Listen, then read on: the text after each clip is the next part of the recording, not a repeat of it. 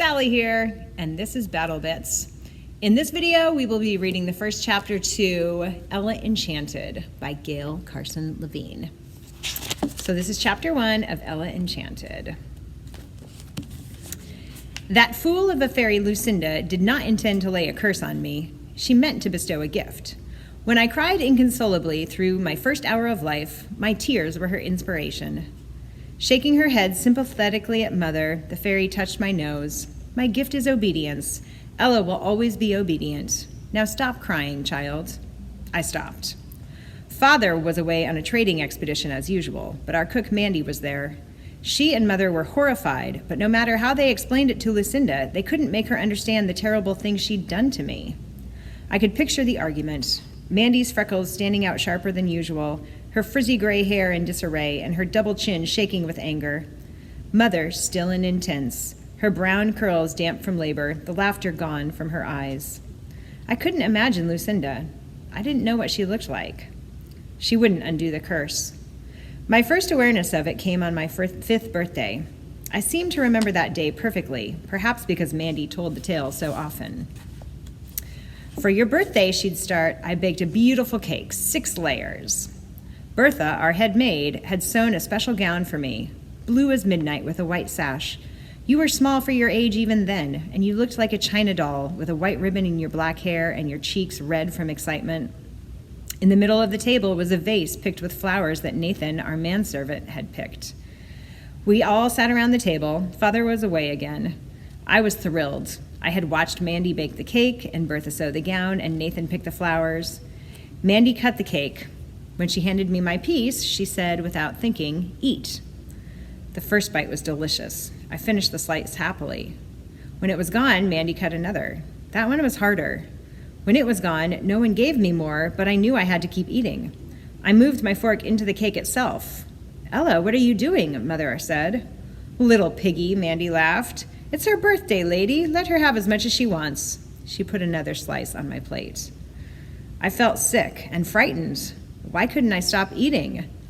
Swallowing was a struggle. Each bite weighed on my tongue, and I felt like a sticky mass of glue as I fought to get it down.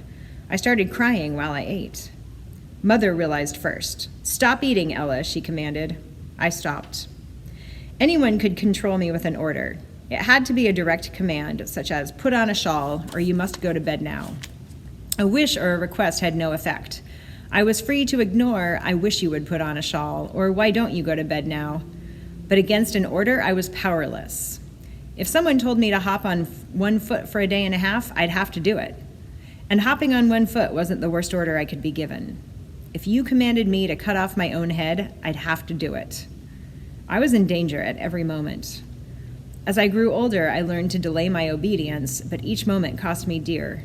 In breathlessness, nausea, dizziness, and other complaints. I could never hold out for long. Even a few minutes was a desperate struggle.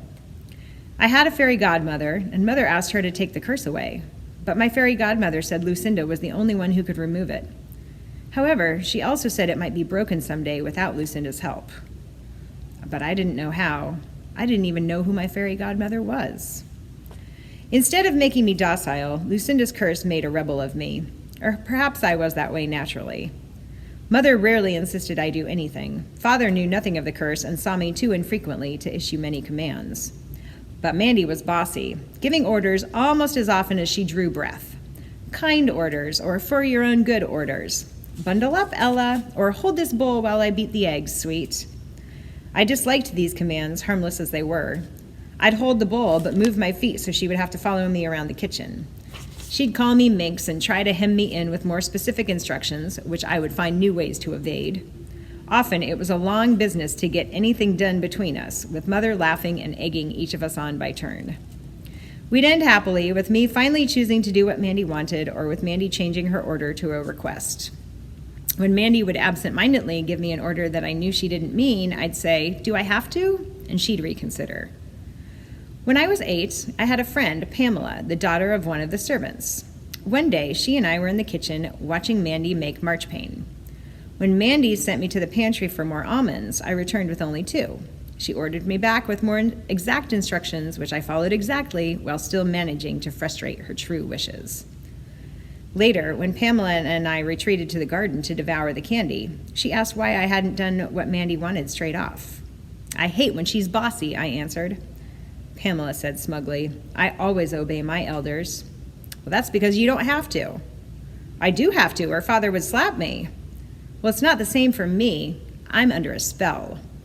I enjoyed the importance of the words. Spells were rare.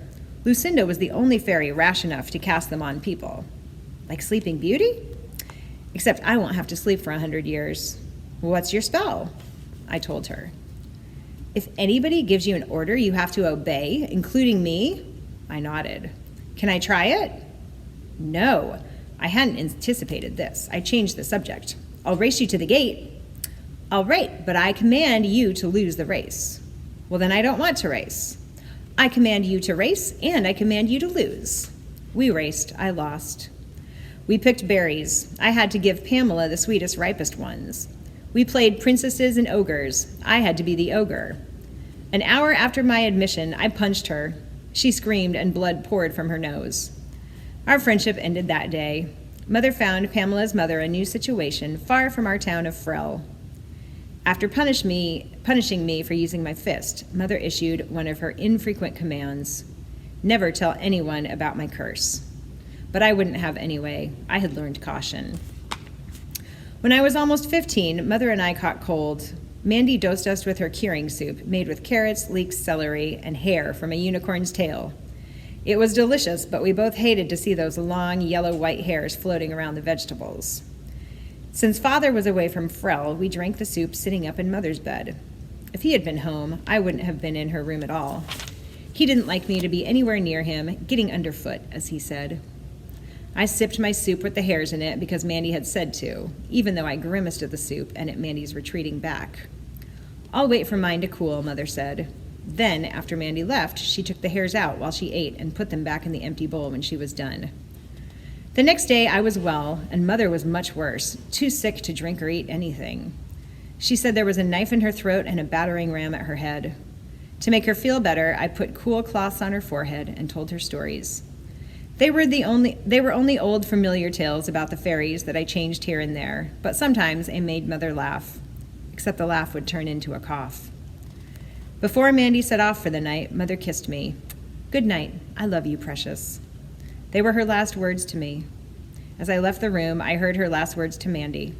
"I'm not very sick. Don't send for Sir Peter." Sir Peter was Father. The next morning, she was awake but dreaming. With wide open eyes, she chattered to invisible courtiers and picked nervously at her silver necklace. To Mandy and me, there in the room with her, she said nothing. Nathan, the manservant, got the physician, who hurried me away from Mother's side. Our hallway was empty. I followed it to the spiral staircase and walked down, remembering the times Mother and I had slid down the banister. "We didn't do it when people were around. We have to be dignified," she would whisper then, stepping down the stairs in an especially stately way, and I would follow, mimicking her and fighting my natural clumsiness, pleased to be part of her game.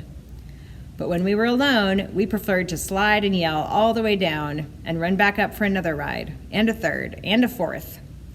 When I got to the bottom of the stairs, I pulled our heavy front door open and slipped out into the bright sunshine. It was a long walk to the old castle, but I wanted to make a wish, and I wanted to make it in a place where it would have the best chance of being granted. The castle had been abandoned when King Gerald was a boy, although it was reopened on special occasions, for private balls, weddings, and the like. Even so, Bertha said it was haunted, and Nathan said it was infested with mice. The gardens were overgrown, but Bertha swore the candle trees had power. I went straight to the candle grove. The candles were small trees that had been pruned and tied to wires to make them grow in the shape of candelabra. For wishes, you needed trading material. I closed my eyes and thought, if Mother gets well quick, I'll be good. Not just obedient. I'll try harder not to be clumsy, and I won't tease Mandy so much. I didn't bargain for Mother's life because I didn't believe she was in danger of dying. And that is chapter 1 of Ella Enchanted. Thank you for joining me. I will see you next time.